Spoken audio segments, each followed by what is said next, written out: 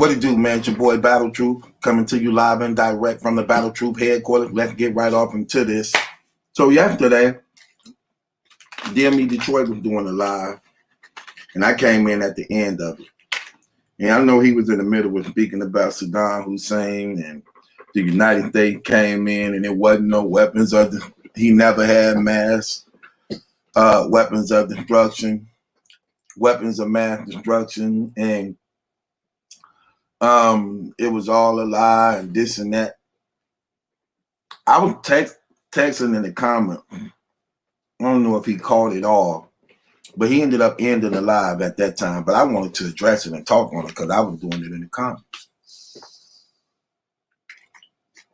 Saddam Hussein definitely had weapons of mass destruction, brother. That's an absolute fact. It had already been evidence he had used them on the Kurds. Even when the intelligence was bought, he definitely had weapons of mass destruction. When the UN inspectors were sent to inspect his grounds, he refused to let them in. They then issued him a 48-hour notice to let them in 48 hours or it was going to be trouble. He still refused, not knowing that he had underground bunkers leading out of Iraq to Afghanistan to Syria to. So when the 48 hours was over and they came and hit, he was gone. So with the evidence of all his weapons of mass destruction, he killed his scientists.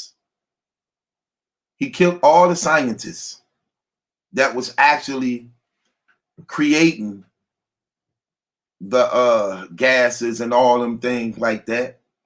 He killed all of them, so he wouldn't leave no evidence. Then when they hit and found all them bunkers leading to other countries, you know all that stuff written in the Bible, right? Where it talks about they will be living underground in the rocks and things like that. That's what he's talking about. And they found out all them tunnels was leading through other countries. So all while the UN giving him 24 hours to reply and open up the gate to let them in to inspect, to search for weapons of mass destruction or any evidence of it, they was underground, going from one country to another because he had underground bunkers. And that's where they actually found him at, in the underground bunker when they arrested him. So he was getting rid of it all. And he killed all the scientists and things too. That's why when the United States did arrest him, they handed him over to the Kurds, the very people he was experimenting with those weapons of mass destruction on. They the ones that executed him. They executed him. His trial was broadcast all on the TV for the world to see. And he never once denied not having them. He never once denied not having them. In fact, he basically admitted to it to some degree. And he was very reckless in his trial. But the United States didn't execute him. He was executed by the Kurds government.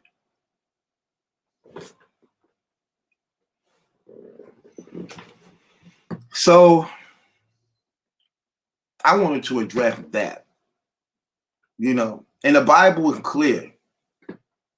And here's another thing y'all got to know, man. That's why it's important to read the Bible. Read the Bible, learn, know. Saddam Hussein was the king of Iraq. Do you know what Iraq name really means in the Bible? Because in the Bible it wasn't called Iraq. The biblical name for Iraq in the Bible is Babylon.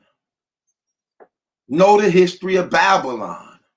Babylon is considered to be the headquarters of Satan.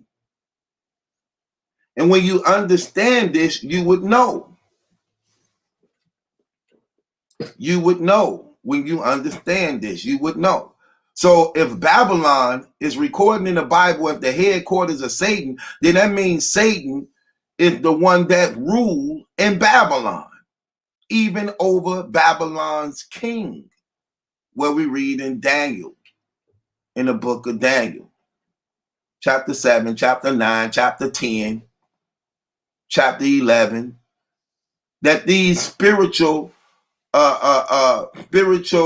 spirits in authority, and high places have authority over a lot of countries and the rulers that rule in them. So Saddam Hussein is the king of Babylon. That's who he was.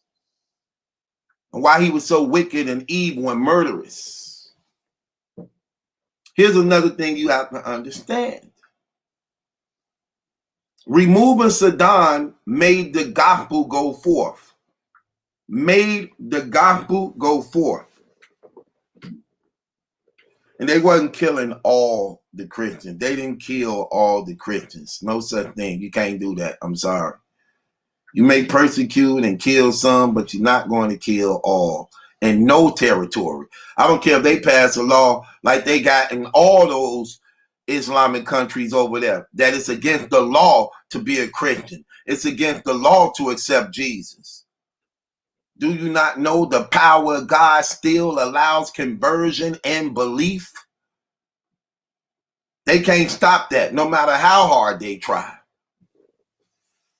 And when Saddam Hussein was removed, the Christians were some of the ones who was the first on site to go over there and to rebuild those countries and putting up satellites also to spread the gospel in those places. Look up the 1040 window. You ever heard of the 1040 window? Look up the 1040 gospel window and you will get a little deeper understanding of that. Saddam was removed so the gospel can go forth, so prophecy can be fulfilled. Because he was trying to hinder that from happening. And ever since his removal, there have been a great conversion rising of Christianity over there. And it's steady growing. More and more. Even at the expense of their life. That's very important to know. That's very important to know. Weapons of mass destruction may have been the reason to cause his removal, but the overall purpose was that the word of the gospel can be spreaded in those corners of the Islamic territory that's most hostile towards Christians, that the gospel can be preached and go forth in those countries. And that's exactly what it did.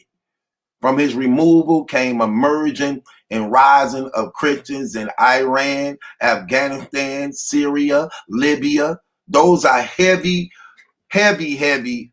military, not military, heavy Islamic countries that oppress Christians and try to hinder the gospel from going forward.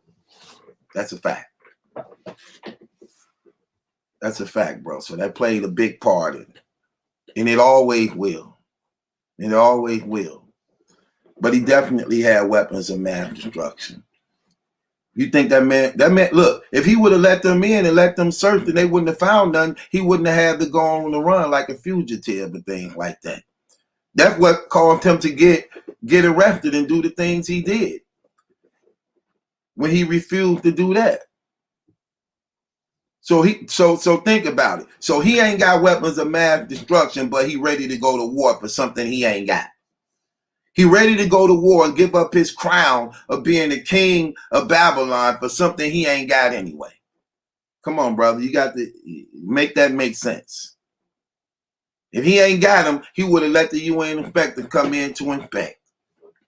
He broke the rules because certain weapons, certain countries ain't allowed to have certain weapons.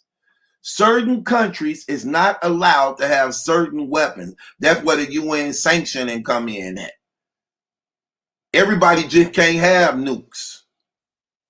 Everybody just can't have nukes, especially when you up under a heavy dictatorship like that. I'm sorry. So there are sanctions that put on certain countries that prohibit them from having it. That's what Saddam Hussein's problem was when it came to weapons of mass destruction. He wasn't allowed to have them. He got sanctioned. He got sanctioned by the UN, and he refused to let them come in with their inspectors to inspect. And he'd rather went to war than let them in. Do that sound like an innocent man? No, that sounds like a person who's guilty and don't want to be caught. But I just had to touch on that because I thought it was important to touch on. So I wanted to just clear that up because that was very important, I believe, and I think it's very educational to find out, you know. But at the end of the day, look, it's your boy Battle Truth. It ain't my judgment. That's a question. It's yours. Hit the link in the description box. Subscribe to Battle Truth. Become a member of my Patreon. I just put up like 2 videos over there, but I put up 3 other videos over there that y'all should see. It's real deep, man. It's real deep, man. I don't even want to take it away from y'all, man. It's fire.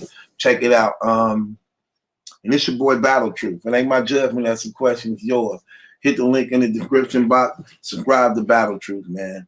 Trust and believe in the Lord Jesus Christ so everything could go well with you in your life.